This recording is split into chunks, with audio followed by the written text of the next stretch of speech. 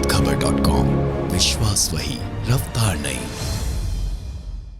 के इलाहाबादी इस वक्त हम मौजूद हैं प्रशांत सिंह के साथ। प्रशांत सिंह 2013 में अपने पिता महेश नारायण सिंह के दिवंगत होने के बाद उपचुनाव में समाजवादी पार्टी से ही विधायक निर्वाचित हुए थे। समाजवादी पार्टी के नेता रहे हैं और ख़ास बात यह है कि इस बार वह निषाद पार्टी से हड़िया विधानसभा से चुनाव मैदान में हैं। क्या वजह रही कि समाजवादी पार्टी से विधायक रहने के बाद पिता आपके लंबे समय तक समाजवादी पार्टी के नेता रहें और समाजवादी पार्टी को अलविदा कहना पड़ा या बागी तेवर अख्तियार करना पड़ा? सबसे पहले आपको बहुत बहुत धन्यवाद एसके जी। मैं समाजवादी पार्टी से विधायक था, अपने पिताजी की स्थान पर उपचुनाव 2013 में लड़ा। जब से मैं जानने लायक हुआ हूं तब से मैं समाजवादी पार्टी को ही मैंने देखा। मेरे पिताजी पहली बार 2002 में निर्वाचित हुए, विधायक निर्वाचित हुए। 1997 में उन्होंने कोटवा में एक ऐतिहासिक क्षत्रिय महासम्मेलन करवाया था। नेताजी आदरणीय मुलायम सिंह जी उसमें रक्षा मंत्री थे, अमर सिंह जी थे, आए थे और 2002 में निर्वाचित हुए। 2007 में कुछ 2-4-500 से, चूँकि उनका चुनाव के ऐन मौके पे एक्सीडेंट हो गया था तो 4-500 से हार गए। 2012 में फिर 45,000 के बड़े बहुमत से चुनाव जीते। दुर्भाग्य मेरा था कि मैं उनके न रहने पे मुझे चुनाव लड़ना पड़ा। मैंने चुनाव लड़ा, मैं बखूबी जितना मुझसे बन पड़ा 2013 से लेकर 17 तक मैंने किया। पार्टी ने बिना मुझे कुछ बताए, बिना कारण से 2017 में मेरा टिकट काट दिया। मेरा टिकट कटने से 2 दिन पहले हमारी राष्ट्रीय अध्यक्ष जी से मुलाकात हुई। उन्होंने मुझसे कहा क्षेत्र में जाओ, टिकट तुम्हारा है, 2 दिन में आ जाएगा लिस्ट में। मेरा टिकट काट दिया। बहुत मैं आहत हुआ। मेरे पास टिकट कटने के 15-20 दिन पहले भारतीय जनता पार्टी और बीएसपी का भी ऑफ़र था, लेकिन मैंने कहा नहीं, मैं अगर चुनाव लड़ूंगा, राजनीति करूंगा तो समाजवादी पार्टी से। मैं नहीं लड़ा, मैं कहीं नहीं गया, मैं पार्टी का मदद किया। पार्टी वहाँ से हारी, मैं बैठा रहा। पार्टी नेतृत्व ने कहा भी कि 2022 चुनाव की तैयारी करो, 2022 चुनाव में लड़ना है। 2017 की बात की जाए तो आपकी दावेदारी जो है काट करके निधि यादव को, जहाँ तक वासुदेव यादव की बेटी निधि यादव को लड़ाया गया। सपा ये सीट हार जाती है, बीएसपी के हाकिम लाल ये सीट निकाल ले जाते हैं और अब जो है इस बार सपा ने बीएसपी के हाकिम लाल को एक बार फिर उम्मीदवार बनाया है। तो ऐसे में कितनी पीड़ा पहुंची आपको? मैं वही तो कह रहा हूँ कि राजनीति में क्या मानक है, क्या सोचा गया। 5 साल हमसे जब कहा गया कि आप 2022 की तैयारी करिए, क्षेत्र में काम करिए, मैं जनता के सुख दुख में रहा, जनता का काम किया, प्रशासन से लड़ा, लड़ाई लड़ के उनके काम के लिए लड़ाई लड़ता था।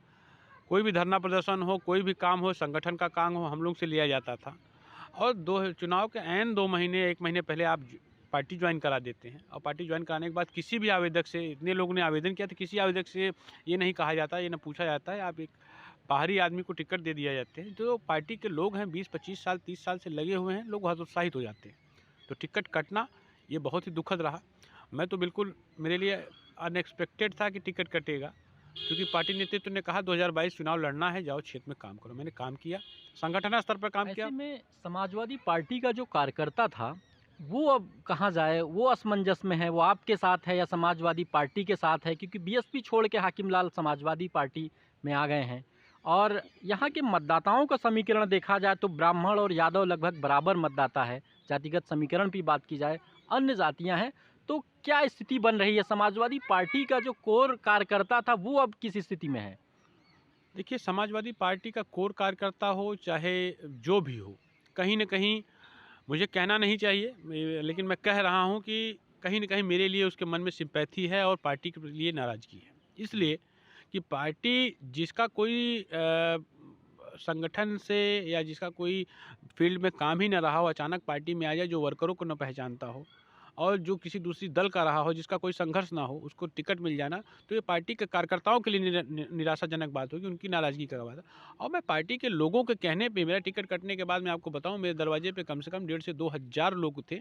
मैंने कहा अगर आप कहेंगे तो मैं कदम बढ़ाऊंगा, तो उन्होंने कहा निश्चित तौर पर आँख बंद करके कदम बढ़ाइए, क्योंकि आपका चुनाव ना लड़ना इतने लोगों के भावनाओं के साथ खिलवाड़ करना होगा। आप चुनाव लड़िए, आप मैदान में आइए, पार्टी और समाज के लोग आपके साथ हैं।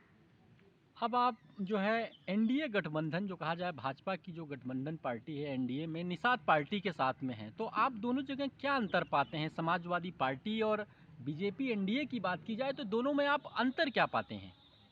देखिए, कोई भी दल हो, चाहे समाजवादी पार्टी हो, निषाद पार्टी हो, बहुजन समाज पार्टी हो, बीजेपी, कांग्रेस, हर दल की एक एक बेसिक चीज़ ये होता है हर दल का कि वो सर समाज के उत्थान की बात करे, सर समाज के विकास की बात करे, और जो दबे कुचले लोग हैं उनको आगे बढ़ाने की बात करे और सर समाज की बात करें।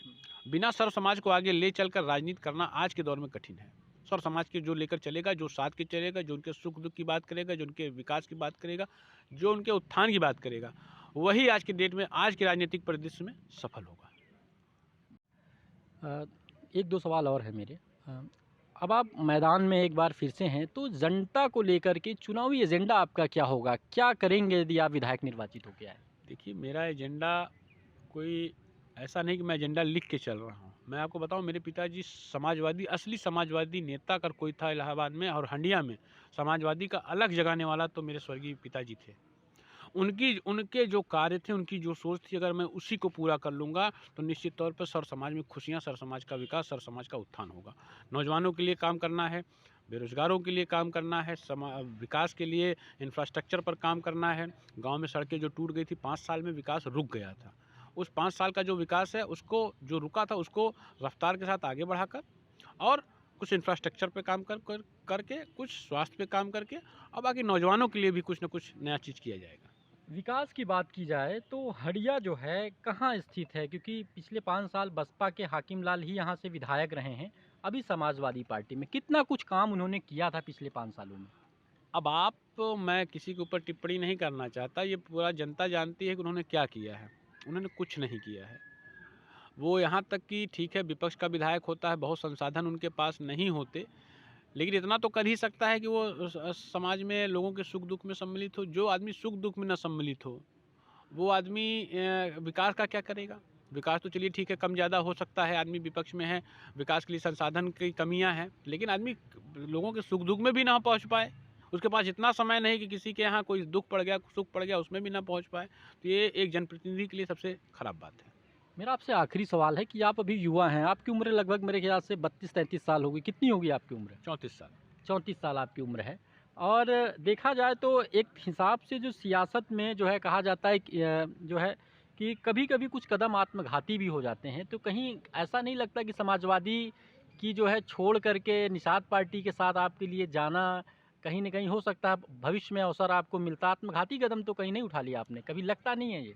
देखिए, आत्मघाती कदम ये अगर मेरे चाहने वालों के लिए, जो सुख दुख में मेरे दिन रात लड़ने वाले, उनके लिए, अगर उनके कहने पे मैं चुनाव लड़ रहा हूँ, और अगर उनके लिए आत्मघाती है तो आत्मघाती ही सही। और रही बात समाजवादी पार्टी की, तो मैंने त्याग किया 2017 न लड़कर। भाजपा की सरकार बनी बीजेपी की, तो मेरे भाई साहब प्रमुख थे, उनके खिलाफ अविश्वास आया, मैंने वहाँ से इस्तीफा दिलवाया। जबकि बहुत से लोग कहते थे कि बीजेपी ज्वाइन करवा दीजिए, मैंने कहा नहीं। जब मैंने विधायकी का पद त्याग दिया तो प्रमुखी तो छोटी सी चीज़ है, मेरे खिलाफ मुकदमे भी लगे, लेकिन मैं उससे डिगा नहीं। और रही बात आत्मघाती, अगर जो पूंजी मेरे पास है, पब्लिक का प्यार है, सम्मान है, अगर उनके लिए आत्मघाती कदम उठाना पड़ जाए तो मुझे कोई हर्ज नहीं है, मुझे कोई दुख नहीं होगा। तो ये हमारे साथ थे प्रशांत सिंह हड़िया से, निषाद पार्टी से जो है इन्हें जो है उम्मीदवारी चुनावी मैदान में हैं। निषाद पार्टी ने उम्मीदवार जो है इनको बताया, तो इनका साफ तौर से इनका कहना है कि मैं जनता के लिए मैदान में हूँ, मैं जनता के लिए संघर्ष कर रहा हूँ, और जनता के लिए कदम आत्मघाती अगर माना जा रहा है तो हो सकता है ठीक है, लेकिन ये जनता के लिए आखिरी जो है सांस तक लड़ते रहेंगे। प्रभात खबर से SK इलाहाबादी, धन्यवाद। प्रभातखबर.com, विश्वास वही, रफ्तार नहीं।